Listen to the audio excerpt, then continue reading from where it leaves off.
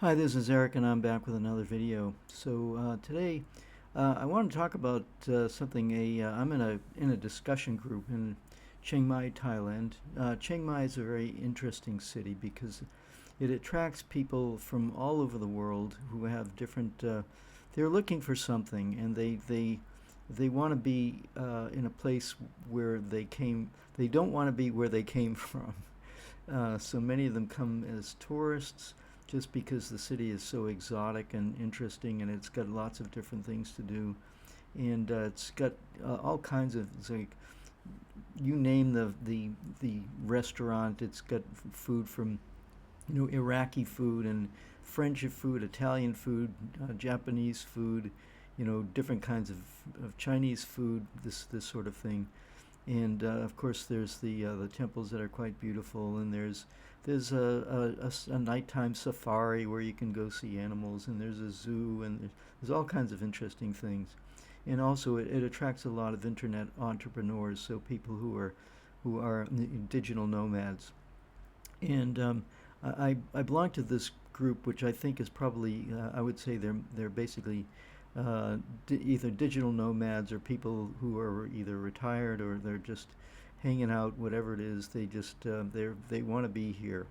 So in this particular group, every week there's a topic which the leader of the group chooses. It's his idea, and there's a WhatsApp group, and you can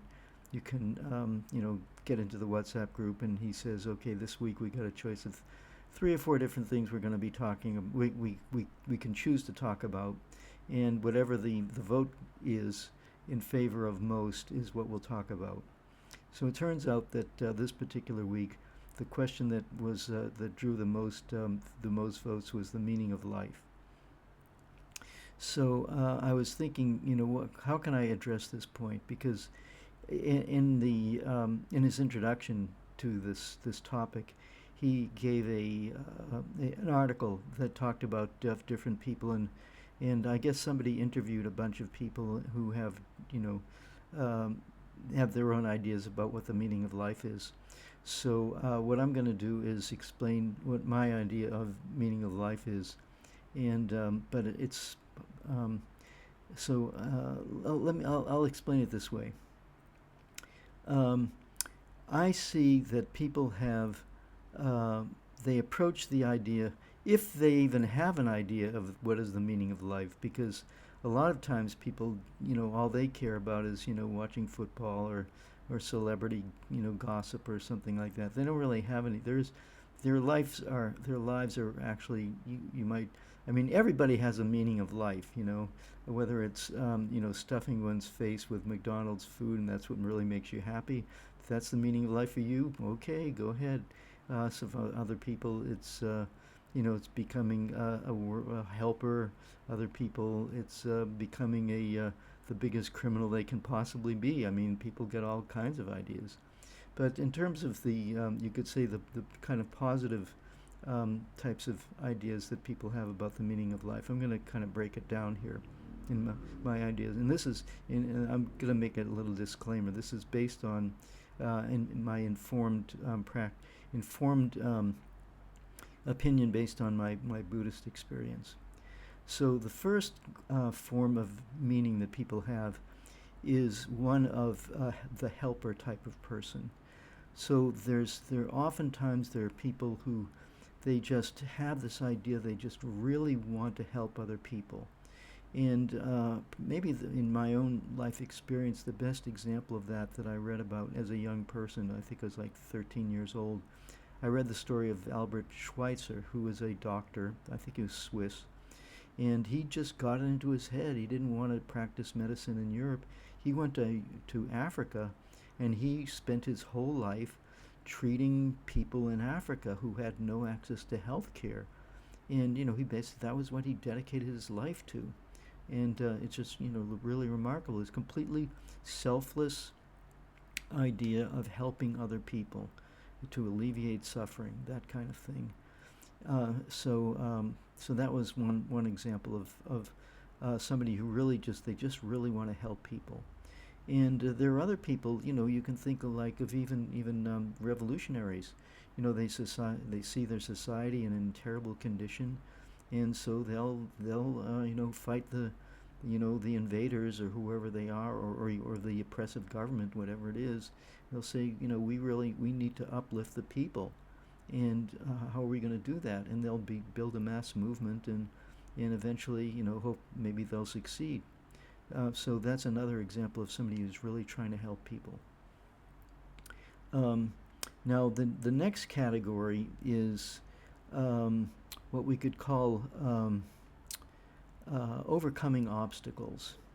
So there are people who have had a very difficult time in their life, or they're just having their own inner struggles. You could say, either because of a bad, a traumatic history, or it could be they have a challenge. They want to climb Mount Everest or something like that.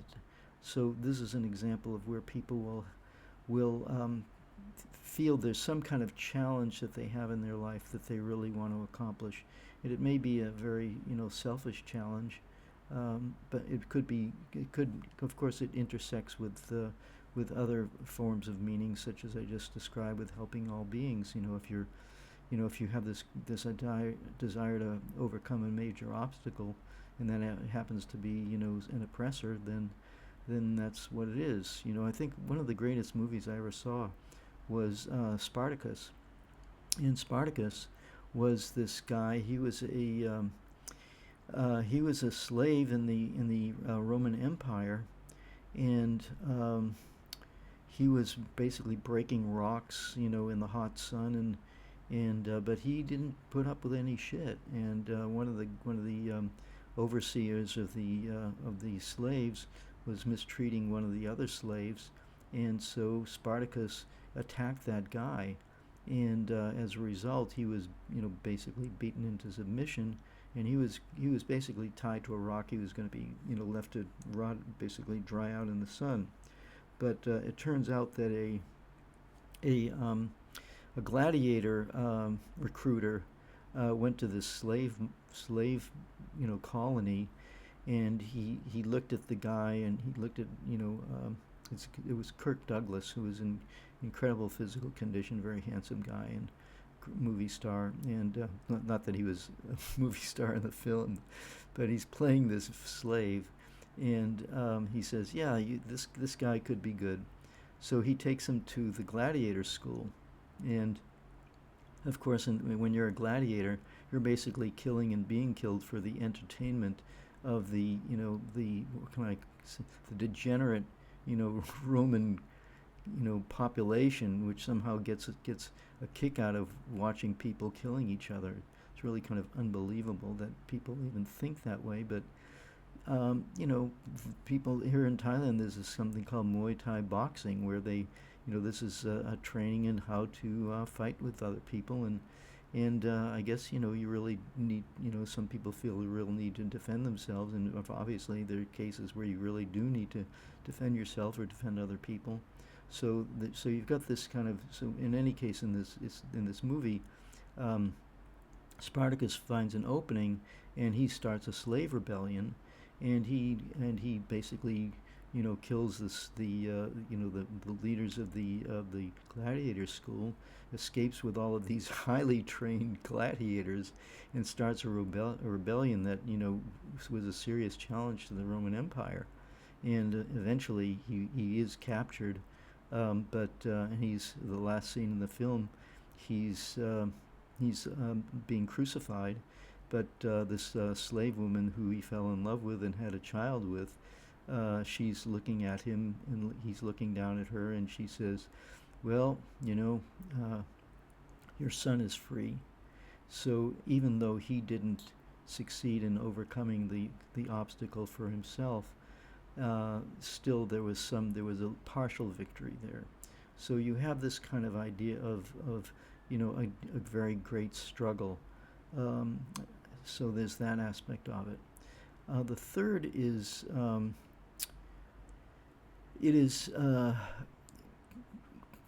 trying to come to grips with some, either a great truth or a great some kind of great physical or mental challenge.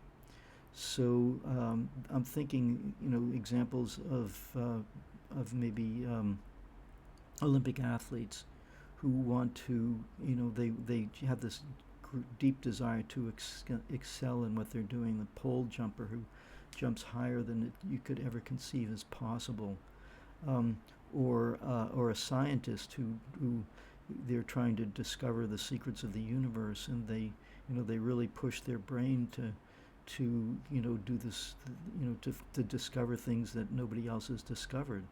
So there's that kind of person.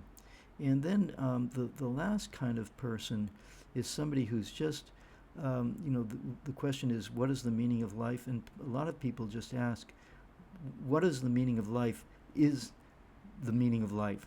To figure out what is the meaning of life, that gives their life meaning.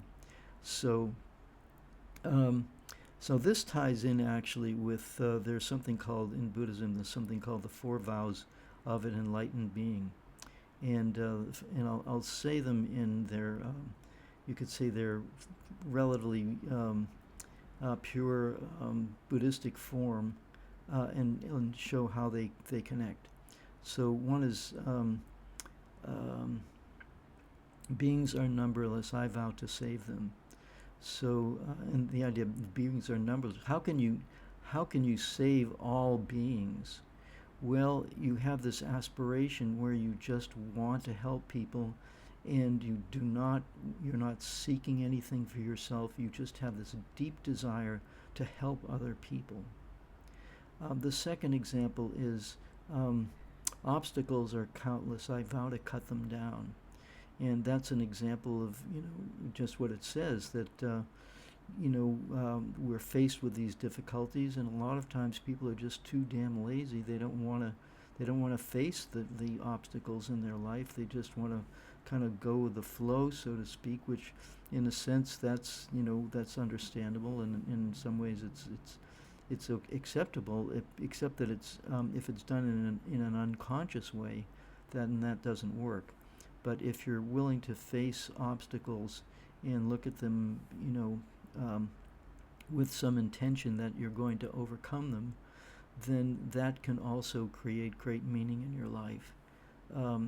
There's many, like rags to riches types of stories, things like that, or people who have, the paraplegic Olympics, where people, have had, serious injuries. They can't walk, or they have, they're basically cripples, and yet they refuse to accept that, and they go on to do, great things and overcome those obstacles of their own body. And then the third one is called, it's called Dharma gates are endless, I vow to enter them.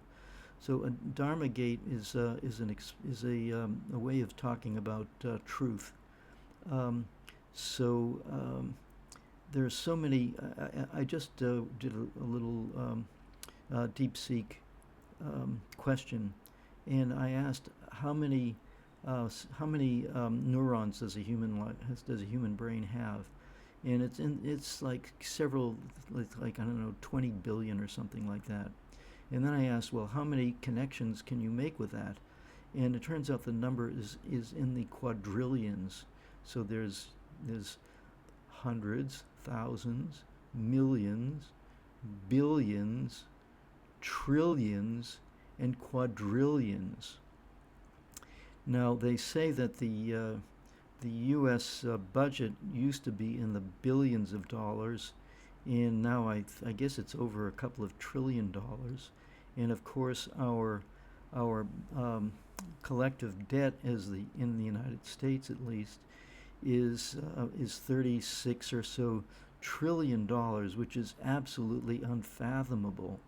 It's said that the universe is only I think 14 billion years old, which is really impossible to imagine, but that's, scientists calculate it, and of course, some scientists in the future may discover that it's a far different number. But anyway, so there are some people who challenge themselves, to be scientists, or to be to have a deep understanding of music or whatever it might be. And there's so many paths to knowledge. There's so many things to know. I think I heard that during the Middle Ages, it was said that one person could actually could know everything there was to know at that time. But of course, that was in a time, way before technology or anything like that. So, there's like, you could read a few, 100 or 1,000 books in your lifetime, and you'd pretty much have a grasp of what the total known world was. But but on our age, the information has exploded, and it's just exploding exponentially. So this raises the question of how can we know everything? But the the the idea is that um, even if you explore one tiny area, like they say, there's 36 different forms of technology, something like that. Other people say there's 64 different types of technology, and China's becoming the leader in the majority of them. Well, China's got 1.4 billion people, and they really concentrate on education. So there you go. You got literally 64 different forms, and that's just technology. That's not like archaeology or history of the planet or any of those kinds of things. So there's just absolutely infinite amounts of things to understand and know, and probably a million categories of knowledge, and you can go down any one of those rabbit holes and master that, and people, that gives meaning to people's lives. And then the last category is, they say, is the Buddha way is unsurpassable. I vow to become it. Now, the word Buddha means to be awake, and most of us are basically we are asleep. We are creatures of habit, and we're not even aware often of our own habits. Einstein himself said that the human beings use maybe 10% of their brain capacity. So, but there are some people who have this idea that they're just trying to figure it out, what's going on. And I think in my particular case, that was the one that really got to me, because even as a young person, I just had this idea. I just want to know the truth. What's the truth? And there's this side of the story, but people have another side of the story. So how do we know what is really going on? And I've always been very curious about that, which is probably the reason why I studied things that I wanted. I felt, for example, when I was in university, I was majoring in chemistry, but this was during the Vietnam War, and I was watching, the news reports of what chemistry was being used for, basically Agent Orange, chemical weapons and napalm and bombs and these kinds of things. And I just thought, if this is what I'm being trained to do in chemistry, I don't really want this. I want to know, what's the point of all this? What are we doing here? The great artist Gauguin had a painting where the painting says something like, where do we come from? What are we? Where are we going? So he was asking these kinds of big questions. And, many of us who are confused by what the world is about, and confused about either about our own life or confused about the nature of what is going on in the world, we're trying to say, it's like, it's so easy to just pick out something and say, oh, that's what it is, and that's how, and just, become we could say, very attached to a point of view, without really being willing to really look at what the situation is and understand it. And this is so critical nowadays, because, we've got how many wars going on? We've got, the war in Ukraine, where, well over 1 million people have died, and most people, they don't have any idea why that war occurred, what the background of it is. But if you do the research, you go back and in my case even visit some of these places, or even meet people who come from these countries, then might have a much better understanding. And it's like, if you have some symptom of something, you go to the doctor and the doctor says, okay, you got a headache, here's a couple of aspirins and, good luck. But without really knowing what the problem is, you can't solve it. So if we acknowledge the fact that there is some obstacle that we want to solve, and our operative way of thinking is this kind of what we call way-seeking mind. What is the meaning of it? What is it? What is this all about?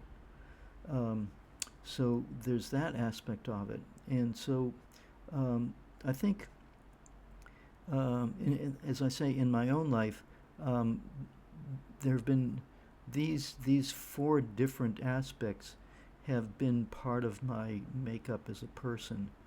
So early on, I wasn't so I was concerned about the world, but I was much more concerned about my own life, which started off, I would say, fairly chaotically and traumatically. And so I felt like I really need to, this is a huge, and I wanted to save myself, is what it amounted to. But I saw these obstacles to saving myself. So I thought, okay, well, if that's the way it is, I'm going to take up that challenge. And then I looked at, and then just from a pure, you could say, scientific point of view, or pure curiosity point of view, I wanted to, just kind of understand all these things and look at the different facets of a situation. If you look at, they talk about going down rabbit holes. You see a particular situation as a particular data point, and you say, well, what's that about? Then you go down that rabbit hole and you find out a lot more what's going on. And then the fourth aspect, as I say, is just having as a basis just this kind of deep aspiration, this curiosity, this desire to really want to understand what's going on in the world, and then what are the applications? How can we help other people? How can we overcome difficulties? How can we learn more and become, a smarter, wiser, more intelligent person? So those are the kinds of things that have appealed to me, and I think that most people who take on, the question of having some meaning in their life. In some cases, for example, a person may be just going on with their life, and then their child dies of a disease, and they'll first be completely distraught and be depressed and so on, but they rescue themselves by deciding that they're going to create meaning in their life by saving other children from this disease, or helping people who have lost children. So it's one of the main aspects of giving meaning to life is helping other people. In our modern society, one of the main meanings of life is getting rich. I think one of the biggest, most famous books is Think and Grow Rich by Napoleon Hill. I met a guy a few years ago who told me he was a billionaire, and it turns out he was a young kid growing up in a tough, pretty poor neighborhood in New York, and he wanted to get out of that situation, and so he signed a contract with the Marines to become a Marine officer, and so they put him through college on a scholarship with it was called the ROTC, the Reserve Officer Training Corps. So basically, he said to the U.S. government, if you pay for my college education, then I'm willing to give my life to you as an officer for some period of time. So after he finished university, this was his way of overcoming obstacles, and He could also have said, well, I'm doing this to serve my country, to save Vietnam from the communists. So it's like, well, I think, you got the right idea of we want to help other people, but you better look at the third aspiration, which is to understand what is actually going on. And if he had understood that, he may not have, been so enthusiastic about becoming a soldier in the first place, even though he didn't have a lot of career choices. He could have ended up being a gang member and going to prison. So in a way, that he made a successful choice in that sense. But one of the things that he did when I met him, he kind of became he wanted to be my mentor, and I'm a completely non-violent person, and he's this guy who was fighting in Vietnam and by his own admission killing people. And I just during Vietnam, I'm a monk. I'm just saying, keep me away from that crap. I'm just there's no way I'm going to involve myself in that kind of violence. But some people, everybody, has this way of choosing what they want to do with their life, and it gave him some meaning. And then after he got out of the military after 20 years, and he didn't have to stay there all that length of time, but I think after 20 years, you get a pension, and he got a preferential loan, and so he was able to buy a building in Manhattan, and it was a low income house, which is a charitable way of saying that it was probably not in the greatest condition. But he bought a house in the right place at the right time, and now he's a billionaire now. So he's from a certain point of view, he's a way, way, way more successful person than I am. So it just depends on what gives your life meaning.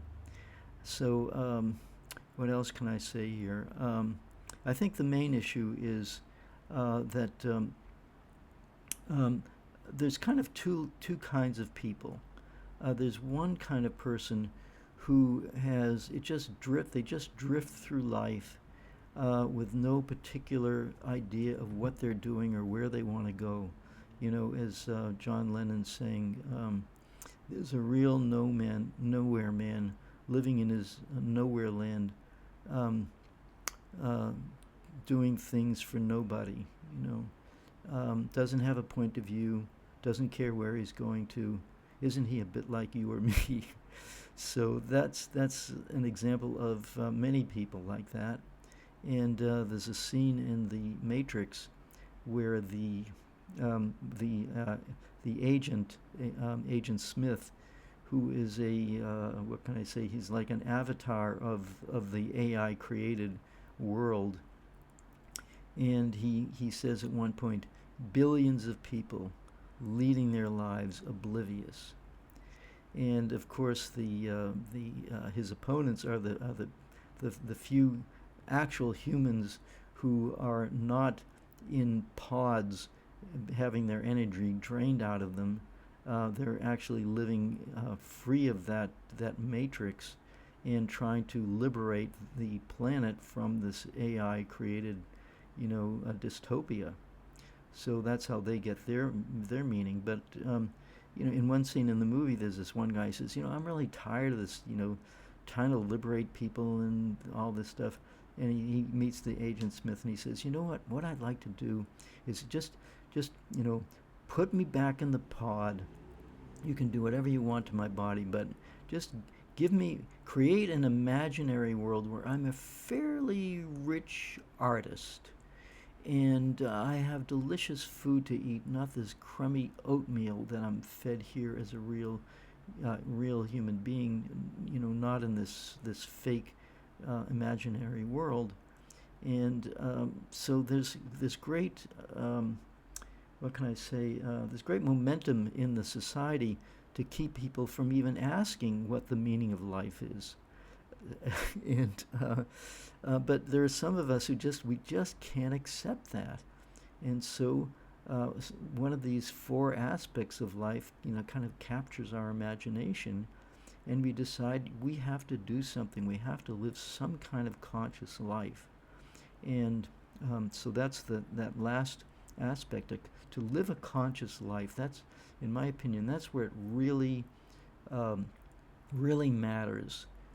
To live a conscious life where when you're going through your life and you're making decisions on a daily basis, what is the meaning of this? Will this help me? Will it help other people? Will I become smarter because of this? Will I become stupider? Will I become healthier? Will I become fatter? Um, will I be this, these kinds of questions. So if we have a direction in our life, um, that is based on things that are not, just pure, material, comfort or something like that, that's how we can create meaning in our life. So I guess I just want to say that in closing that if the name of um, my site is called Inquiry and Thinking. So the idea of inquiry, everybody's thinking all the time, but the exit strategy for thinking in a programmed way is inquiry, because when you're asking a question, you're going outside of your knowledge base, and when you go outside of your knowledge base, then you can overcome these obstacles. You can develop your understanding of things, and by doing that, your capacity to help other people increases dramatically as well. So that's why I talk about inquiry, and I hope this is a kind of it's a little bit off of my usual geopolitical topic, but I thought it would be useful just to kind of explore this with you. So thank you for listening, and of course, as you know, I have these, I call them my information billboard T-shirts, because one of the ways that I find meaning in my life is I'm always looking for people. I'm looking for an inroad. I'm looking for a place in another person's consciousness where I can get through to that other person and either find someone who has a similar idea to me, or find commonality with somebody that I may disagree with, but there's some commonality, and then when there's commonality, then we can start to have a conversation and develop so that we can cope with our current situation. We're in I think, there's some people who say, oh, everything's just great. Well, I let them think whatever they want. That's not my perception. So if I can convince people to think outside of their normal framework, then I feel that gives me meaning. So if you want to support that idea and buy an information T-shirt, it's in one of my T-shirts says "Question Everything," or you may become enlightened. Those kinds of things. You can go to one of the links below, and you can, buy one of those T-shirts. And it's not like I'm making a lot of money out of it. It's just basically what I'm trying to do is, spread awareness, spread this idea of how do we become more conscious, how do we help other people, and how do we help ourselves. So thank you again for listening, and I'll catch you next time.